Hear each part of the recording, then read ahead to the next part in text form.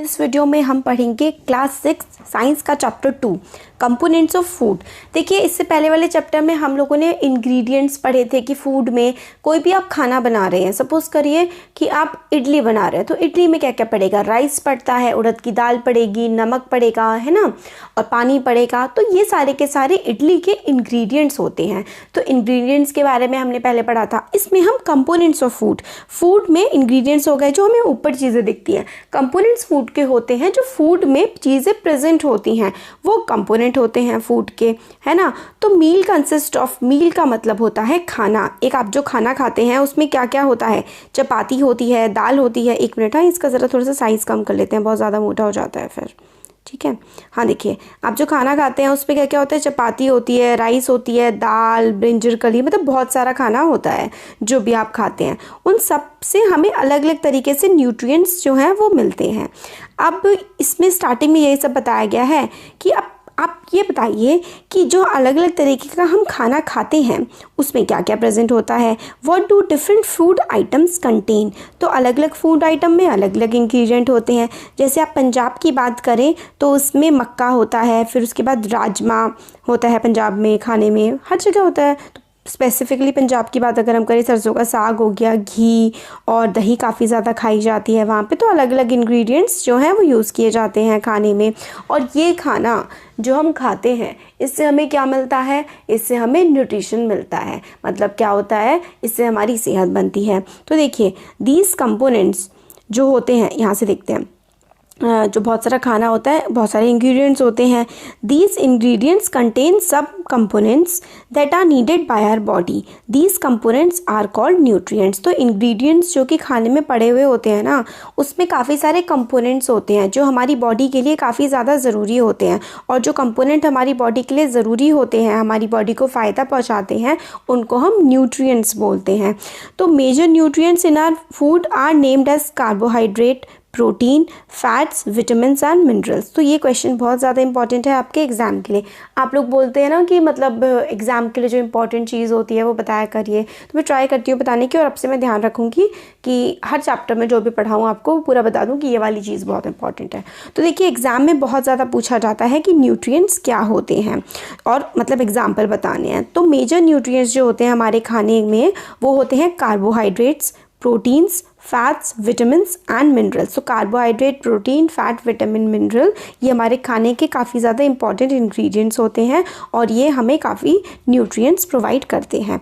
और हम जो खाना खाते हैं, इन न्यूट्रिएंट्स के अलावा डाइटरी फाइबर्स और वाटर जो है वो भी हमारी बॉडी के लिए बहुत ही ज़्यादा ज़रूरी होता है।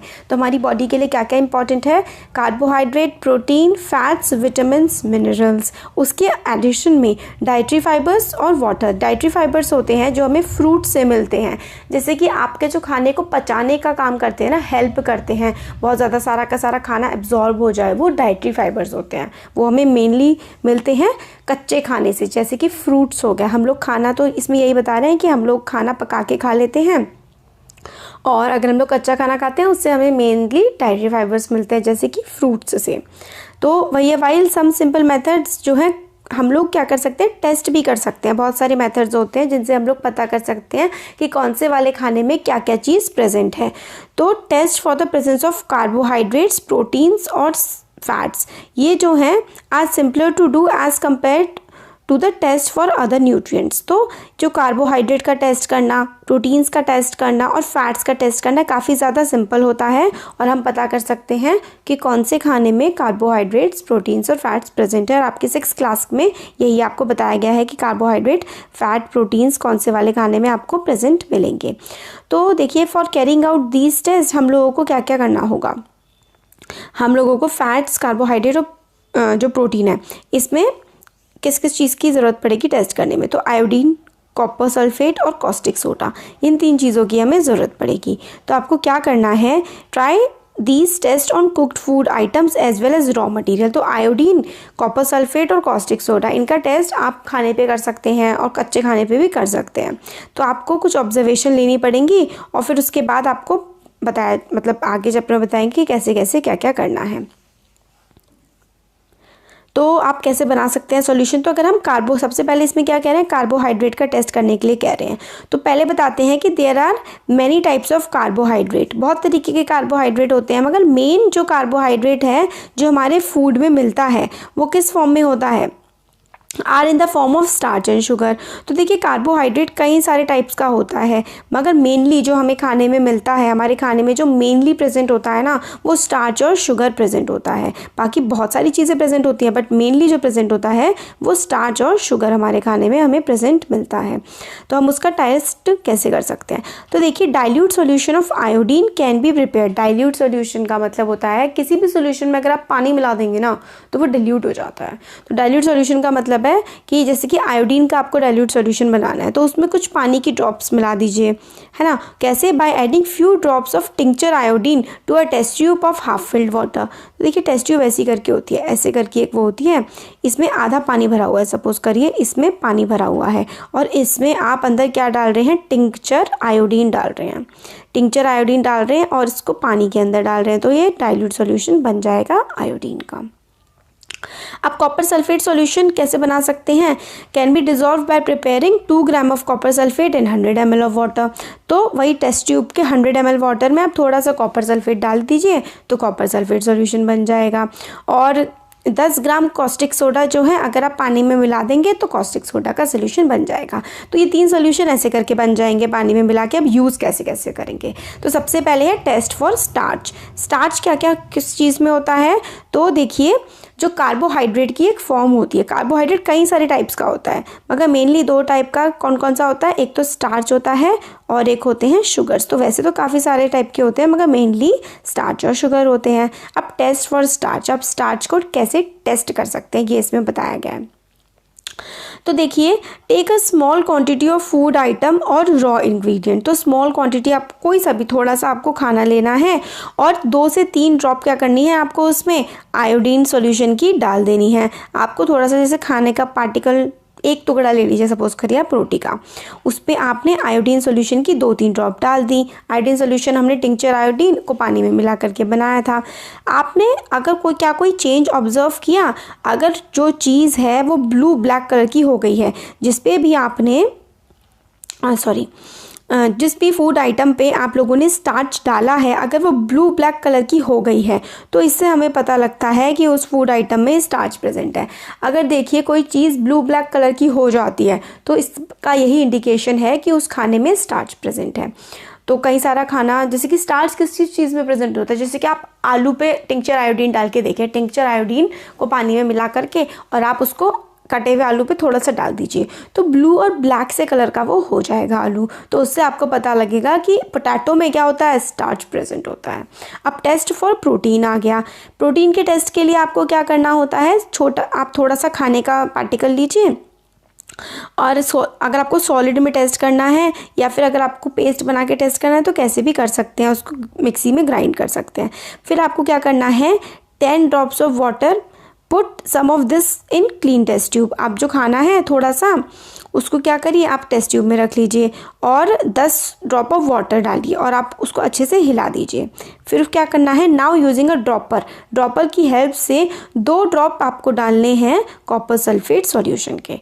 तो कॉपर सल्फेट सॉल्यूशन के 2 ड्रॉप डालने हैं और कॉस्टिक सोडा के आपको 10 ड्रॉप्स डालने हैं। तो प्रोटीन के टेस्ट के लिए आपको क्या क्या चाहिए होता है, प्रोटीन के टेस्ट के लिए आपको चाहिए होता है क्या क्या, बताइए, आपको याद है तो बिल्कुल अगर ईमानदारी से वीडियो पॉज करके उसमें लिख दीजिए कमेंट सेक्शन में अगर आपको याद है तो देखिए आप प्रोटीन के लिए आपको चाहिए होता है क्या क्या, कॉपर सल्फेट, देखिए कॉपर COPPER कॉपर सल्फेट की 2 ड्रॉप आपको डालनी होती हैं और कॉस्टिक सोडा की आपको 10 ड्रॉप डालनी होती है। मतलब देखिए आपने एक टेस्ट ट्यूब ली, उसमें आपने जो खाना था ना आपने मिक्सी में पीस लिया था, उस खाने को 10 पानी की ड्रॉप डाल करके उस खाने को थोड़ा सा आपने यहाँ डाल दिया, ठीक है। फिर उसके बाद आपको क्या करना है, उसमें आपको 2 ड्रॉप तो डालनी है कॉपर सल्फेट सॉल्यूशन की, CuSO4 केमिकल फॉर्मूला होता है, आप आगे क्लासेस में पढ़ेंगे। तो 2 ड्रॉप तो कॉपर सल्फेट की और 10 ड्रॉप कॉस्टिक सोडा की डालनी है। तो इस तरीके से आपने डाल दिया फिर आपको क्या करना है, अच्छे से उस टेस्ट ट्यूब को हिलाना है, खूब शेक करना है, फिर उसके बाद उसको कुछ मिनट के लिए ऐसे ही छोड़ देना है।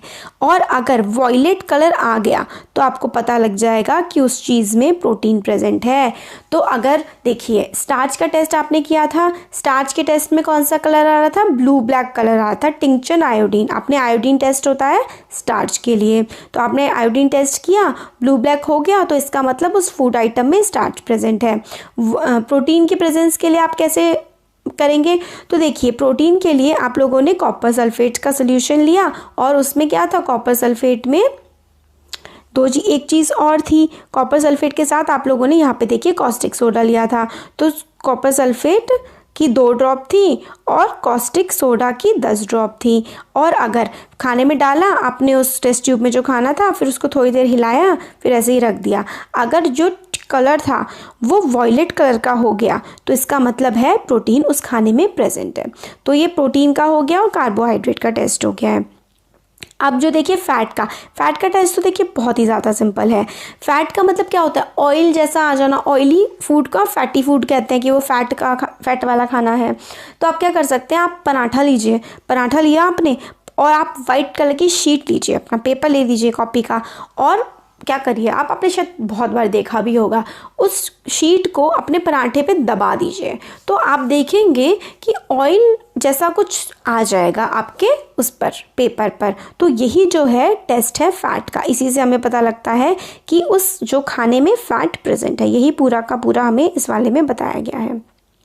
तो तीनों टेस्ट आपने देख लिए, किस किस के देखे, आपने कार्बोहाइड्रेट का, प्रोटीन का और फैट्स का टेस्ट देख लिया है। कार्बोहाइड्रेट के टेस्ट में हम लोग टिंक्चर आयोडीन का सोल्यूशन ले रहे थे, और अगर ब्लू मतलब वैसा हो जाता ना ब्लैक सा, तो क्या हमें पता लग जा रहा था कि उसमें कार्बोहाइड्रेट प्रेजेंट है। कार्बोहाइड्रेट की 2 फॉर्म होती हैं, स्टार्च और शुगर। फिर उसके बाद हम लोगों ने देखा था, ये देखिए यहाँ पे प्रोटीन का टेस्ट देखा था। तो प्रोटीन के टेस्ट के लिए हम लोगों ने कॉपर सल्फेट का सॉल्यूशन लिया था और 2 ड्रॉप डाली थी और कॉस्टिक सोडा, और अगर वॉयलेट कलर का फूड आइटम हो गया था तो मतलब प्रोटीन प्रेजेंट है।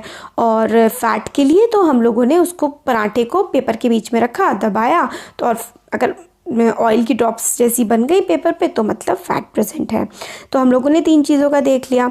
हम लोगों ने टेस्ट किया फूड आइटम्स को 3 चीज़ों के लिए, कार्बोहाइड्रेट, प्रोटीन और फैट्स के लिए।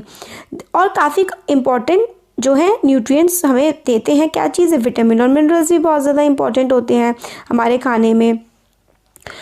तो फैट्स, प्रोटीन्स, विटामिन्स, मिनरल्स, ये सारे के सारे हम लोगों को न्यूट्रिएंट्स प्रोवाइड करते हैं। तो इन न्यूट्रिएंट्स की हमें ज़रूरत क्यों होती है ये भी हमें बताना है। तो what do various nutrients do for our body, तो ये अलग अलग न्यूट्रिएंट्स जो हैं ये हमारी बॉडी के साथ क्या करते हैं। तो देखिए कार्बोहाइड्रेट्स जो हैं, अब हमें फंक्शंस पढ़ रहे हैं हम लोग कि जो न्यूट्रिएंट्स हैं ये हमारी बॉडी को कैसे कैसे फ़ायदा पहुँचाते हैं। तो देखिए कार्बोहाइड्रेट जो है ना वो हम लोगों को एनर्जी प्रोवाइड करते हैं। कार्बोहाइड्रेट का मेन काम होता है हमारी बॉडी को एनर्जी प्रोवाइड करना, और फैट्स जो हैं वो भी हमें एनर्जी प्रोवाइड करते हैं। मगर देखिए फैट जो है वो कार्बोहाइड्रेट से भी ज़्यादा जो है हमें एनर्जी प्रोवाइड करते हैं, मगर फैट से हमारी बॉडी पे काफ़ी ज़्यादा फैट चढ़ जाता है, आपको पता है ना, मोटापा चढ़ जाता है। तो food containing fats and carbohydrates, इनको हम एनर्जी गिविंग फूड बोलते हैं। वेरी इंपॉर्टेंट फॉर एग्जाम्स, बहुत इंपॉर्टेंट है कि एनर्जी गिविंग फूड्स क्या होते हैं। तो देखिए फैट्स, कार्बोहाइड्रेट्स जो होते हैं ना, ये दोनों के दोनों एनर्जी गिविंग फूड होते हैं। और टेस्ट जो अभी हमने पढ़े थे कार्बोहाइड्रेट, प्रोटीन और फैट्स के, कि टेस्ट क्या होते हैं, ये भी एग्जाम में बहुत ज़्यादा पूछा जाता है। और 1 नंबर का आपका क्वेश्चन आ सकता है, what are energy giving foods. तो एनर्जी गिविंग फूड जो हैं वो हमारे होते हैं fats and carbohydrates are known as energy giving foods. और प्रोटीन्स जो हैं वो किसके लिए इस्तेमाल होते हैं, प्रोटीन्स बहुत इंपॉर्टेंट है हमारी बॉडी की ग्रोथ के लिए और हमारी बॉडी को रिपेयर करने के लिए। तो प्रोटीन्स जो है ना वो प्रोटीन्स हमारे ग्रोथ और रिपेयर के लिए इस्तेमाल किए जाते हैं हमारी बॉडी के द्वारा। अब देखो सम सोर्स ऑफ कार्बोहाइड्रेट, तो कार्बोहाइड्रेट के सोर्स के आप 2-3 नाम याद रख लीजिए। देखिए आपको कार्बोहाइड्रेट राइस से मिलता है, आपको व्हीट से मिलता है, बाजरे से, मेज़ से, पपाया, मेलन, मैंगो। तो आपको याद रख लेना है कि आपको कार्बोहाइड्रेट से किस किस चीज़ से मिलता है। तो आप याद रख लीजिए व्हीट और राइस, 2 एग्जाम्पल आपको ज़रूर याद होने चाहिए। फिर आपको है कि फ़ैट के सोर्सेज प्लांट और एनिमल। प्लांट से हमें जो फैट मिलता है वो क्या क्या, हमें सनफ्लावर ऑयल मिलता है, coconut oil, soybean, mustard oil, ये सब हम लोग ग्राउंड नट से, तिल से, है ना। तो ये सब जो है हमारे सोर्सेज हैं एनिमल सोर्सेज फैट्स के, और सॉरी ये प्लांट सोर्सेज हैं ऊपर वाले जो हम लोगों ने अभी पढ़े फैट्स के। अब हम एनिमल सोर्सेज देख लेते हैं, जैसे कि मीट हो गया, घी हो गया, मिल्क हो गया, बटर हो गया, फिश, एग, ये हम लोगों के फ़ैट के सोर्स हैं जो हमारे एनिमल से मिलते हैं, और ये वाले जो हैं ये हमें प्लांट से मिलते हैं फैट के सोर्सेज। अब हमें बताया गया है इन दोनों में क्या क्या प्रोटीन के सोर्सेज जो प्लांट से और एनिमल से मिलते हैं। तो प्लांट से आपको कौन कौन से प्रोटीन के सोर्सेज होते हैं, पीज़ जो आप मटर होती है ना, मटर काफ़ी ज़्यादा प्रोटीन प्रोवाइड करती है हमारी बॉडी को, ग्राम हो गई, मूंग हो गई, तूर की दाल, बीन, सोयाबीन, ये सारे के सारे प्रोटीन के बहुत ही अच्छे सोर्सेज होते हैं। फिर अगर आप एनिमल सोर्सेज की बात करें तो दूध हो गया, मछली, मीट, अंडे, पनीर, ये हमारे एनिमल सोर्सेज होते हैं प्रोटीन के। और हमारे एनर्जी गिविंग फूड कौन से होते थे, फैट एंड कार्बोहाइड्रेट्स को हम एनर्जी गिविंग फूड कहते हैं। और बॉडी बिल्डिंग फूड किसे कहते हैं, प्रोटीन को। तो देखिए हाइट के लिए, हाइट बढ़ाने के लिए आप लोग 6th क्लास में आप लोगों को डेली 2 ग्लास दूध पीना चाहिए, कि उससे क्या होता है, प्रोटीन, दूध पीना चाहिए और दालें बहुत खानी चाहिए, सारी दालों में काफ़ी ज़्यादा प्रोटीन होता है। तो हाइट इंक्रीज़ करने के लिए सबसे ज़्यादा इंपॉर्टेंट रोल प्ले करता है प्रोटीन। तो हमें दूध अच्छे से पीना चाहिए और प्रोटीन वाली डाइट लेनी चाहिए, मतलब दालें वगैरह खूब खानी चाहिए। नॉन वेजिटेरियन हैं आप तो एग, फिश और ये सब चीज़ें खा सकते हैं। तो प्रोटीन हमारी बॉडी को बिल्ड करने के लिए, हाइट बढ़ाने के लिए बहुत ही इंपॉर्टेंट रोल प्ले करता है। विटामिन्स क्या करते हैं भाई, विटामिन्स जो हैं हेल्प करते हैं हमारी बॉडी को डिसीज़ से बचाने के रखते हैं। तो विटामिन्स का मेनली जो काम होता है वो होता है हमारी बॉडी को डिसीज़ से, बीमारियों से बचा के रखना, और हमारी आँखों को, हमारी बोन्स को, टीथ को, गम्स को भी विटामिन्स हेल्दी रखते हैं। तो हमारी आँखों को, हमारी हड्डियों को, दांत को, हमारे गम्स को, ये सब कौन हेल्दी रखता है, विटामिन्स हेल्दी रखते हैं। विटामिन्स जो हैं डिफरेंट टाइप्स के होते हैं और उनके अलग अलग नाम होते हैं, जैसे कि vitamin A, vitamin C, important है, आपसे नाम आ सकते हैं एग्जाम में आपके, या फिर आपसे पूछा जा सकता है बॉडी बिल्डिंग फूड, प्रोटीन। आप देखिए यहीं पे याद कर लीजिए, आप अच्छे से वीडियो को सुनेंगे ना और 1-2 बार वीडियो को और रिवाइज कर लेंगे तो आप एग्जाम में बिल्कुल कुछ गलत नहीं करके आएंगे और बिल्कुल अच्छे से करके आएंगे सब कुछ। तो विटामिन के सोर्सेज क्या क्या होते हैं, विटामिन ए होता है, vitamin C, vitamin D, vitamin E के, तो ए, सी, डी, ई के, फिर विटामिन बी कॉम्प्लेक्स हो गया, ये सारे के सारे विटामिन होते हैं। और हमारी बॉडी को ज़रूरत होती है हर टाइप के विटामिन की थोड़ी थोड़ी क्वांटिटीज़ में, स्मॉल क्वांटिटीज़ में हमारी बॉडी को सारे विटामिन की ज़रूरत होती है। अब विटामिन के वो भी बता रखे हैं यूजेस। विटामिन ए किस चीज़ के लिए इस्तेमाल होता है, विटामिन ए क्या होता है, हमारी स्किन को और हमारी आइज़ को हेल्दी रखता है। तो हमारी आइज़ के लिए, आँखों के लिए और हमारी स्किन के लिए विटामिन ए बहुत ही ज़रूरी होता है। विटामिन सी जो है हमें हेल्प करता है बीमारियों से लड़ने में। तो विटामिन ए हमारी आई और हमारी स्किन के लिए बहुत अच्छा होता है। विटामिन सी हमें बीमारियों से लड़ने की शक्ति देता है। विटामिन डी जो है वो हमारी बॉडी, हमारी जो हड्डियां हैं, हमारी बोन्स, हमारे दांत कैल्शियम को तभी ही इस्तेमाल कर पाती हैं जब उनको विटामिन डी मिलता है। विटामिन डी का सोर्स बहुत अच्छा है, धूप में रहिए 1 घंटा, धूप में खेला करिए, मतलब सुबह की धूप, जैसे कि आप लोग असेंबली में रहते हैं ना, आपकी प्रेयर वगैरह होती है तो वो बहुत अच्छा सोर्स है, आप उसमें आराम से आपको विटामिन डी मिल जाता है। आप सुबह दूध पी के जाया करिए घर से, फिर विटामिन डी की हेल्प से आपकी बॉडी में कैल्शियम एब्जॉर्ब हो जाएगा। कैल्शियम हो गया, प्रोटीन हो गए, ये 2 चीज़ें जो है ना वो बहुत ही इंपॉर्टेंट सोर्स है ग्रोथ के लिए, हाइट बढ़ाने के लिए। तो देखिए विटामिन डी हेल्प करता है हमारी बॉडी को यूज़ करने में, बोन्स और टीथ, मतलब बोन्स और टीथ यूज़ कर पाते हैं उसको, विटामिन डी को, सॉरी देखिए कैल्शियम को यूज़ करने के लिए विटामिन डी हेल्प करता है, ये है बस बात। और फूड जो है काफ़ी सारे विटामिन में रिच होता है, हमें नीचे दिया गया है ये वाला, देखिए विटामिन ए के क्या क्या सोर्सेज होते हैं। मैंगो होता है विटामिन ए का सोर्स, कैरेट होता है, पपाया होता है। तो विटामिन ए हमें कहाँ से मिलता है, मैंगो, कैरेट और पपाया से। और विटामिन बी के क्या क्या सोर्सेज होते हैं, राइस, चावल जो हम खाते हैं, वीट खाते हैं, और लिवर जो जानवरों का होता है ना वो। और विटामिन सी के बहुत सारे फ्रूट्स जो होते हैं वो विटामिन सी का सोर्स होते हैं, जैसे कि आंवला, टमाटर, ऑरेंज, गुआवा, ग्रीन चिली, सारे के सारे विटामिन के आपको 2-2 एग्जांपल्स लर्न करने हैं, एग्जाम में पूछे जाते हैं। तो विटामिन ए में आप कर लीजिए मैंगो, सबका फेवरेट होता है मैंगो, पपाया। और विटामिन बी में आप कर लीजिए वीट, राइस, रोज़ ही खाते हैं सब। और विटामिन सी में टमाटो हो गया, ऑरेंज हो गया, आंवला हो गया, ग्रीन चिलीज़ हो गई, तो ये विटामिन सी का सोर्स होती हैं। विटामिन डी हमें कहाँ से मिलता है? एक तो धूप से मिलता है, फिश से मिलता है, मिल्क और बटर से भी मिलता है। मेन सोर्स विटामिन डी का सन ही होता है। अब आयोडीन के क्या क्या सोर्सेज होते हैं? आयोडीन देखिए वैसे आजकल नमक में भी सरकार कहती है नमक में भी आता है, और जिंजर जो होता है ना, अदरक, उसमें भी होता है आयोडीन के सोर्स। फिश भी होती है, स्पिनच भी होता है। और देखिए हमारी बॉडी के लिए विटामिन डी जो है ये बताया गया है कि सनलाइट काफ़ी ज़्यादा ज़रूरी है। इनसफिशिएंट एक्सपोजर हमें मिल रहा है। पहले तो बच्चे बाहर घूमते रहा करते थे, आजकल तो पेरेंट्स बच्चों को धूप में नहीं निकलने देते हैं, तो ये सारे के सारे इश्यूज़ बन के आ रहे हैं। तो ये काफ़ी ज़्यादा इंपॉर्टेंट सोर्स है। तो अब नेक्स्ट आती है जो बात इम्पॉर्टेंट, कि इसमें ये बताया गया है कि कार्बोहाइड्रेट रिच फूड जो राइस जो है उसमें ज़्यादा कार्बोहाइड्रेट होते हैं और बाकी अदर न्यूट्रिएंट्स कम होते हैं, तो rice carbohydrate rich source food है। तो देखिए ऐसा होता है ना कि एक जो खाना है ज़रूरी नहीं है उसमें सिर्फ कार्बोहाइड्रेट हो या सिर्फ प्रोटीन हो या सिर्फ विटामिन हो या फिर सिर्फ मिनरल्स हो। हर खाने में हर चीज़ थोड़ी थोड़ी मात्रा में प्रेजेंट होती है, और हो सकता है कोई चीज़ ज़्यादा हो, जैसे कि आंवले में विटामिन सी ज़्यादा होता है, राइस में कार्बोहाइड्रेट ज़्यादा होते हैं। तो ये इसमें बताया गया है। अब आता है next dietary fibres and water. Dietary fibres भी हमारी बॉडी को बहुत ज़्यादा ज़रूरत होती है। डाइटरी फाइबर्स को ही हम रफेज कहते हैं। रफेज जो है वो मेनली हमें मिलती है प्लांट प्रोडक्ट से अपने खाने में, जैसे कि होल ग्रेन्स हो गए, pulses, potato, fresh fruit and vegetables are the main source of roughage. तो फ्रेश फ्रूट्स जो होते हैं, पोटैटो हो गया, और होल ग्रेन्स होते हैं जैसे कि ज्वार, बाजरा, इनसे हम लोग को जो है डाइटरी फाइबर मिलता है, जिसे हम रफेज भी कहते हैं। ये हमारी बॉडी के लिए काफ़ी ज़्यादा असेंशियल है, क्योंकि जो हम खाना बल्क में खाते हैं, जैसे कि ऐसा होता है हम जो खाना खाते हैं वो हम लोग इंजेक्शन बाहर भी निकालते हैं हम लोग, तो बाहर निकालने के लिए अपनी बॉडी से एक बल्क में वो बाहर निकले, ईजिली बाहर निकल जाए, इसीलिए हम लोगों को क्या रफेज की ज़रूरत होती है। रफेज और वाटर हमारे अनडाइजेस्टेड फूड को बॉडी से बाहर निकालने का काम करता है, तो इसलिए बहुत इंपॉर्टेंट है।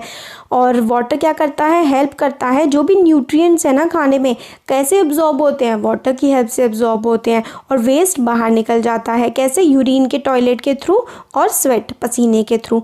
नॉर्मली जो वाटर है हम लोग पीते हैं, है ना, कैसे? वाटर के थ्रू, पानी, मिल्क, टी, इसके एडिशन में खाना जो है वो भी पानी में पकता है, तो उसके थ्रू भी हमारी बॉडी में पानी चला जाता है। और बहुत सारे जो फ्रूट्स होते हैं सब में देखिए पानी की मात्रा कितनी ज़्यादा होती है। लेमन आप कह लीजिए, और ऑरेंजेस वगैरह सारे फ्रूट्स में काफ़ी ज़्यादा पानी हमें देखने के लिए मिलता है। वीडियो काफ़ी बड़ा हो गया है, बट कोई नहीं, अब ज़्यादा तो बचा नहीं है। एक्चुअली इसमें काफ़ी ज़्यादा इंपॉर्टेंट टर्म थे ना इस चैप्टर में, तो सब कुछ मुझे अच्छे से एक्सप्लेन करना था। अब आपको क्वेश्चन आंसर्स भी आसानी से याद हो जाएंगे। बैलेंस डाइट क्या होती है? देखिए आप सारा का सारा खाना ना सही मात्रा में खाइए, बस बैलेंस डाइट हो गई।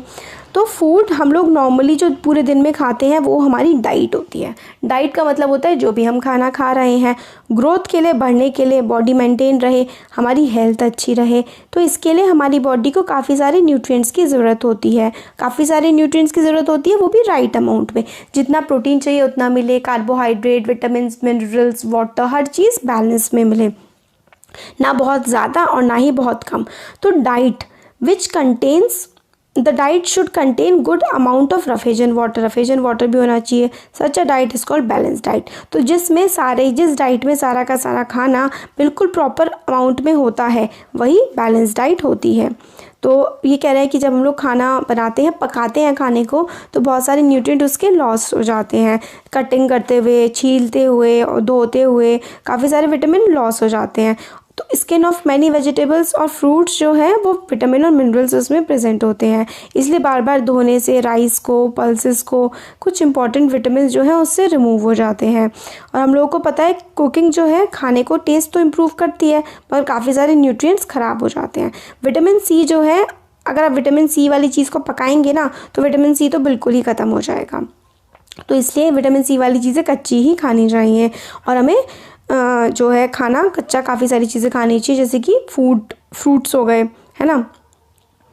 तो इसमें वही है कटोरी ऑफ फैट, वही है भूजो thought that fat would be best food to eat all the time. तो बुजुर्गों ने सोचा कि फ़ैट से एनर्जी मिलती है तो पूरे टाइम फ़ैट खाते रहो, मगर अगर आप बहुत ज़्यादा फ़ैट खाएंगे तो आप मोटे हो जाएंगे। तो बहुत ज़्यादा भी नहीं खाना चाहिए और बहुत कम भी नहीं खाना चाहिए, सब कुछ राइट अमाउंट में खाना चाहिए। और अगर आप बहुत ज़्यादा फैट रिच फूड खाते हैं ना तो हो सकता है आपको ओबेसिटी हो जाए। ओबेसिटी का मतलब होता है मोटापा, इंग्लिश में मोटापे को ओबेसिटी कहते हैं। तो ओबेसिटी का शिकार हो जाएंगे, इसलिए बहुत ज़्यादा फैट रिच फूड भी नहीं खाना चाहिए। अब बात आती है डेफिशिएंसी डिसीजेस की। डेफिशिएंसी का मतलब होता है कमी, डिसीज़ का मतलब होता है बीमारी। तो डेफिशिएंसी क्या मतलब, अगर कोई भी जो आप न्यूट्रिएंट्स हैं आप प्रॉपर अमाउंट में नहीं ले रहे हैं तो आपकी बॉडी में उसकी डेफिशिएंसी हो जाएगी, कमी हो जाएगी। तो अगर आपकी बॉडी में किसी न्यूट्रिएंट की कमी हो जाती है तो उसकी वजह से आपको डेफिशिएंसी डिसीज़ हो सकती है। तो वही है कि अगर आप प्रॉपर अमाउंट में जो है ना बहुत लंबे समय तक आप जैसे आप बहुत लंबे समय से प्रोटीन नहीं ले रहे हैं तो आपकी बॉडी में प्रोटीन की कमी हो जाएगी और उसकी वजह से क्या हो सकता है, बहुत सारी डिसीज़ और डिसऑर्डर भी हो सकते हैं। तो वही हमारी डेफिशिएंसी डिसीजेज़ होती हैं। आप जैसे एग्जांपल एक के लिए, प्रोटीन और कैल्शियम आपकी बॉडी में नहीं जा रहा है ना अगर किसी की भी बॉडी में, तो हो सकता है उसकी ग्रोथ स्टंट हो जाए, वो इंसान लंबा ना हो, हाइट कम हो जाए, उसका फेस मोटा हो जाए, उसके बाल सफ़ेद पड़ जाए, उसके स्किन में डिसीज़ हो जाए, उसे डायरिया हो जाए उस इंसान को। तो बहुत लंबे समय तक अगर आप लोग कार्बोहाइड्रेट प्रोटीन वगैरह नहीं खाएंगे ना तो हाइट नहीं बढ़ेगी, बहुत ज़्यादा वीक हो जाएंगे। मतलब जो भी नहीं खाता है तो खाना प्रॉपर खाना चाहिए। तो काफ़ी सारे मिनरल्स और डेफिशिएंसी की बात की गई है। डेफिशिएंसी डिसीजेज़ जो हैं, जितनी भी डेफिशिएंसी डिसीज़ हैं आप दूर कर सकते हैं अगर आप लोग बैलेंस डाइट लेते हैं। तो देखिए एक काम करते हैं, मैं इसके क्वेश्चन आंसर्स का एक्सप्लेनेशन तो कर चुकी हूँ। ये वाला जो टेबल है ना ये मैं नेक्स्ट वीडियो में एक्सप्लेन करती हूँ। बहुत बड़ा हो गया है वीडियो है ना, इसमें काफ़ी टाइम लग जाएगा, क्योंकि काफ़ी नहीं कम से कम 5 मिनट तो लगेंगे ही, और तो वो मैं नेक्स्ट वीडियो में कवर कर दूँगी। कैसा लगा वीडियो आपको कमेंट सेक्शन में कमेंट करके बता सकते हैं। अच्छा लगा तो लाइक करिए, चैनल को सब्सक्राइब करिए, अपने फ्रेंड्स के साथ भी शेयर करिएगा। Thank you so much.